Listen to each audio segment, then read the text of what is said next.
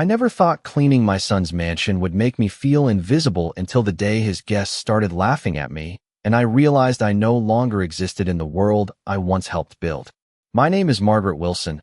I am 72 years old, and that morning I was polishing the marble floors of a Beverly Hills estate that my son, Andrew Miller, now called home. The house was too quiet for its size, the kind of quiet that echoed through high ceilings and expensive furniture, the kind of silence that reminded me of everything I had given up so he could live like this. I was dressed simply, my old house shoes squeaking softly against the polished stone as I moved from room to room, carefully wiping away fingerprints and dust that never seemed to settle for long in a place this large. I had done this before, many times, telling myself it was temporary, telling myself I was just helping family. But something about that day felt different, heavier, like the air itself was watching me. The sound of laughter drifted in from the grand living room before I even saw them. Guests arriving early for some gathering my daughter-in-law Jessica Miller had organized. People in expensive clothing holding glasses of sparkling drinks, their voices sharp and bright against the calm I had been trying to maintain. I kept my head down, continuing my work, because at my age I had learned that peace often came from being unnoticed. But peace was not what I found. One of the guests, a woman with a perfectly styled blonde bob, paused near the hallway and looked directly at me as I knelt near the baseboard.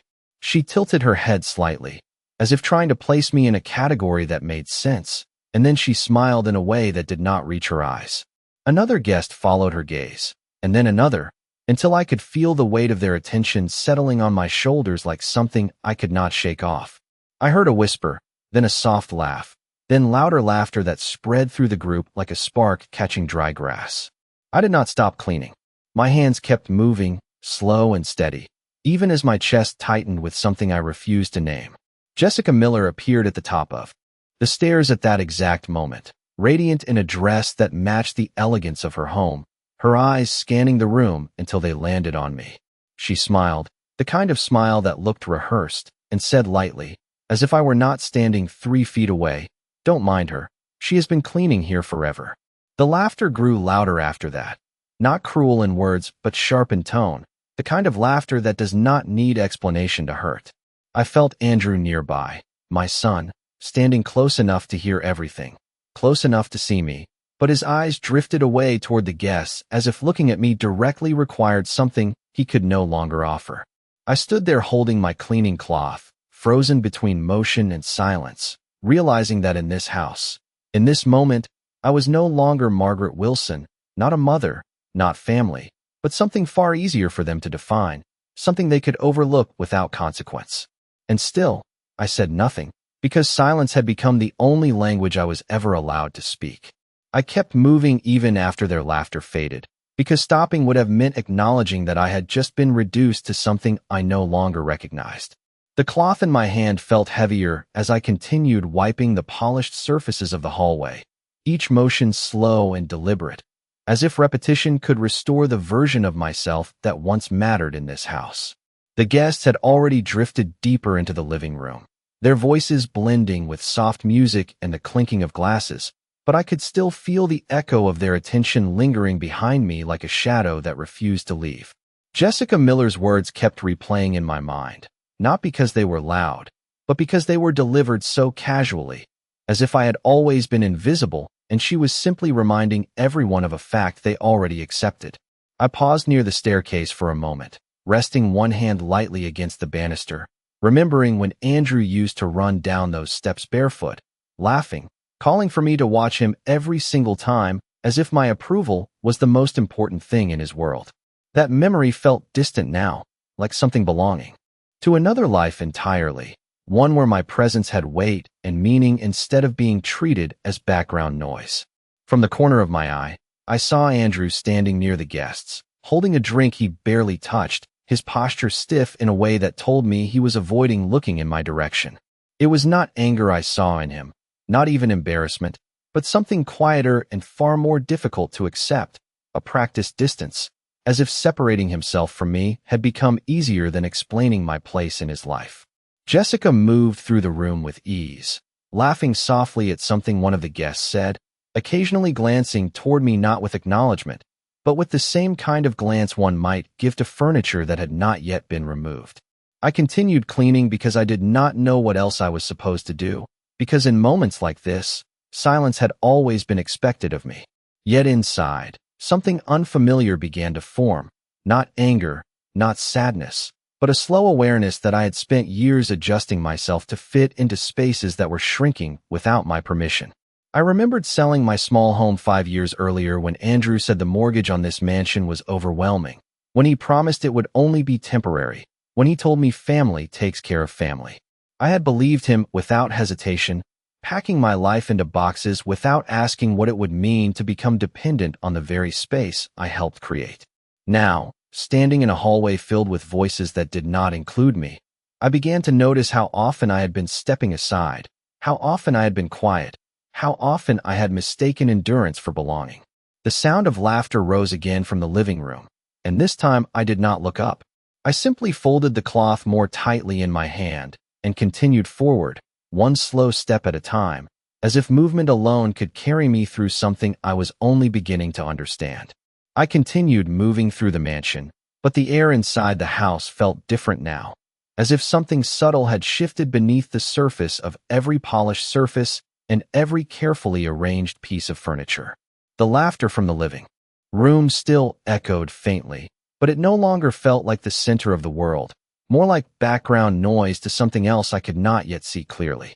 I had just finished wiping down the edge of the staircase when the front door opened again, and a man I did not immediately recognize stepped inside with a brief hesitation, as if he was not entirely sure he belonged in this atmosphere either. He was in his late 50s, dressed in a dark gray suit that looked slightly out of place among the bright luxury of the home, and he held a leather folder tightly in his left hand. Jessica Miller noticed him almost immediately and greeted him with a polite smile that did not quite reach her eyes, while Andrew Miller finally turned his head slightly, acknowledging his presence with a quick nod that felt more like an obligation than respect. The man introduced himself as Daniel Carter, a name that stirred something faint in my memory, though I could not immediately place it. He asked quietly if he could speak with Andrew in private, his tone careful, measured, almost cautious in a way that made the surrounding noise seem even more careless by comparison. I continued cleaning near the hallway entrance, but I found myself listening more closely than before, not out of curiosity at first, but because something in his voice carried weight.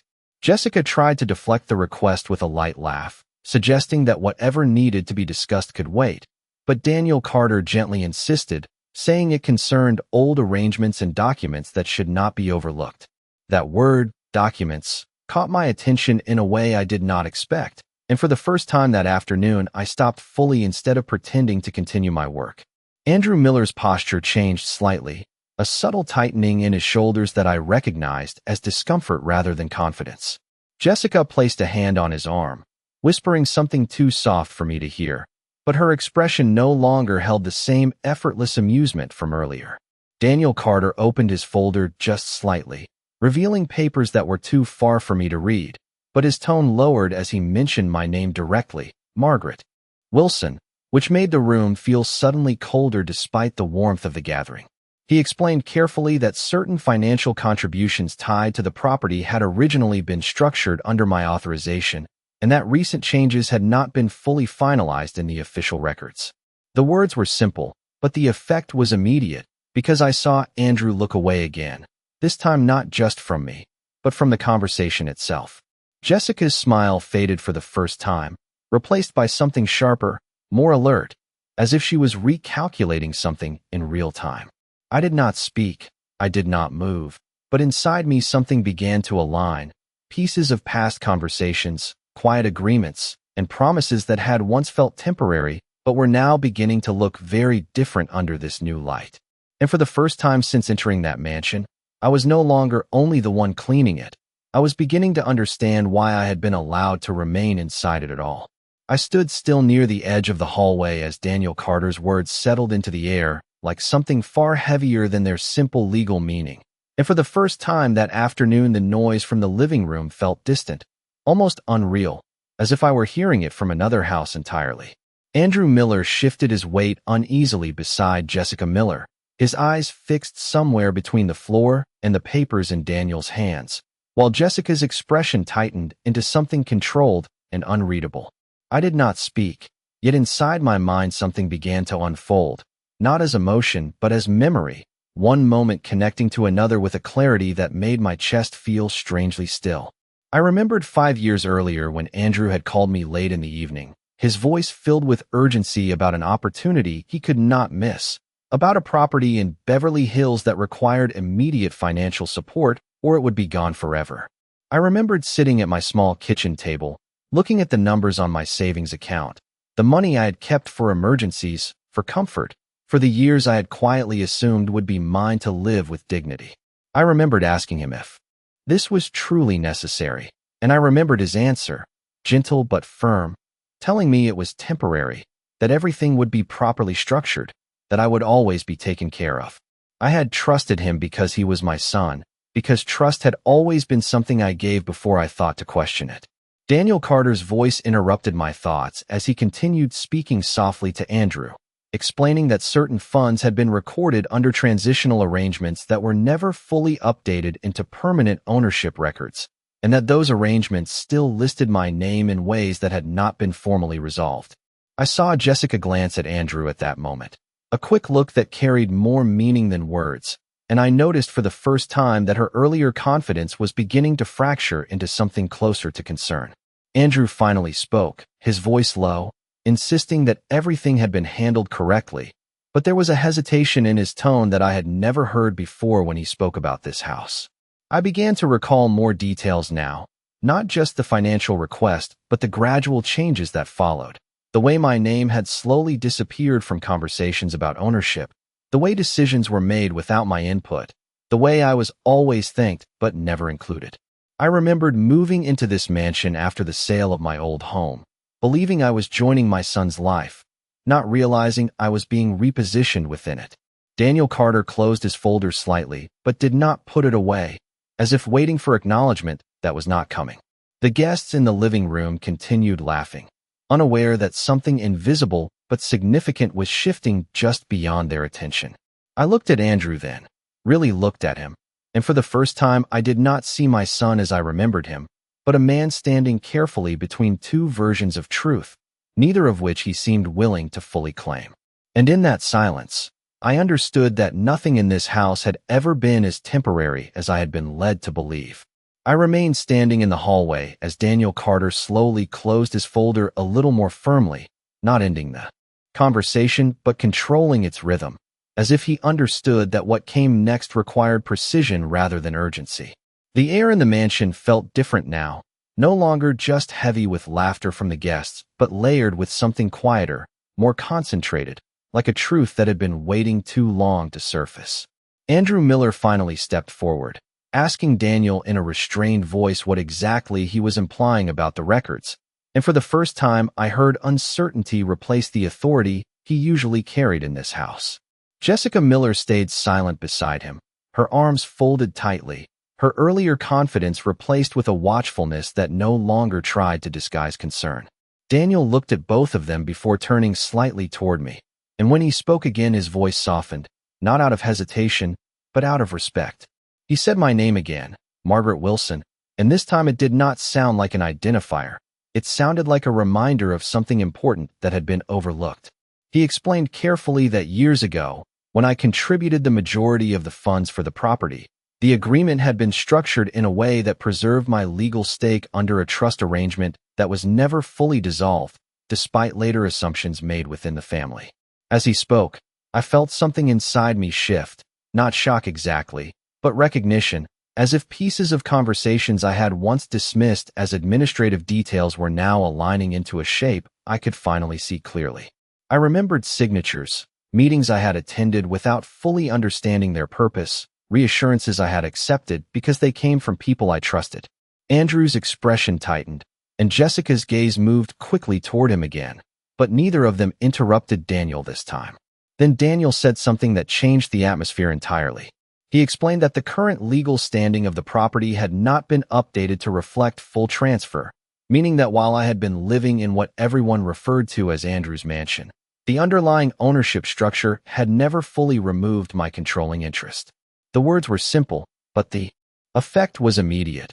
as if the entire room had shifted a few inches to the left without warning. For the first time, Andrew did not look at me as something to avoid, but as something he could no longer categorize. Jessica's lips parted slightly, but no words came out, and the laughter from the guests in the other room suddenly felt irrelevant, distant, almost fictional. I felt no triumph in that moment, no sudden power, only clarity, the kind that arrives quietly after years of confusion. Daniel then added that there had been multiple attempts over time to simplify or reinterpret the arrangement, but none of them had ever been finalized with my explicit consent, which meant that assumptions had slowly replaced facts inside this household. I looked at Andrew then, not as a son trying to manage a situation, but as someone standing at the edge of a version of reality he could no longer fully control. And in that silence, I realized that for the first time in many years, I was not the one being explained to. I was the one the explanation had always been about. I stood there in the hallway as Daniel Carter finished speaking, and for the first time that afternoon, I felt something inside me stop drifting and begin to settle into place with uncomfortable precision. It was not excitement, not fear, but a quiet awareness that the ground beneath my life had never been as fixed as I had believed. Andrew Miller finally broke the silence by asking Daniel in a low voice what exactly this meant for the house right now. And I noticed how carefully he chose each word, as if language itself had become something fragile. Jessica Miller stayed close to him, her hand resting lightly on his arm again. But her posture had changed, no longer relaxed or dismissive, now attentive in a way that suggested calculation rather than confidence. Daniel did not rush his answer. Instead, he explained that the current legal structure required a formal review before any assumption of exclusive ownership could be considered final, and that my presence in the arrangement was not symbolic or historical, but still active in a way that carried real weight. The words were simple, but they created a shift in the room that I could feel even without anyone moving. Andrew's face tightened slightly, not in anger, but in the discomfort of someone realizing that a story they had repeated for years might not be entirely true. Jessica looked toward me briefly, and for the first time her expression did not carry the ease of certainty, but something closer to uncertainty she did not yet want to acknowledge. I did not speak immediately. Instead, I looked at the space around me, at the marble floors I had been cleaning, at the guests laughing faintly in another room, at the life that had continued so comfortably without ever asking me where I stood inside it. Daniel gently added that any attempt to clarify ownership without full disclosure would require my participation, and that my signature or refusal would determine the outcome more than any assumption already made. That sentence landed differently inside me, not as pressure, but as recognition.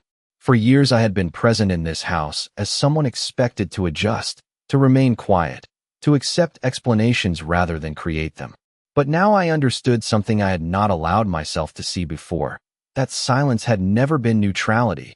It had been permission for others to decide my place. Andrew finally looked at me directly, and for a moment I saw not control or distance, but hesitation, as if he was trying to find the version of me he had already placed in a smaller role and discovering it no longer fit. Jessica followed his gaze, and I noticed how quickly she began to reassess the room, the situation, and perhaps even the people inside it. I took one slow step forward, not toward confrontation, but toward clarity, and asked Daniel in a calm voice to repeat the last part about my role in the arrangement. My voice surprised even me, not because it was strong, but because it did not shake.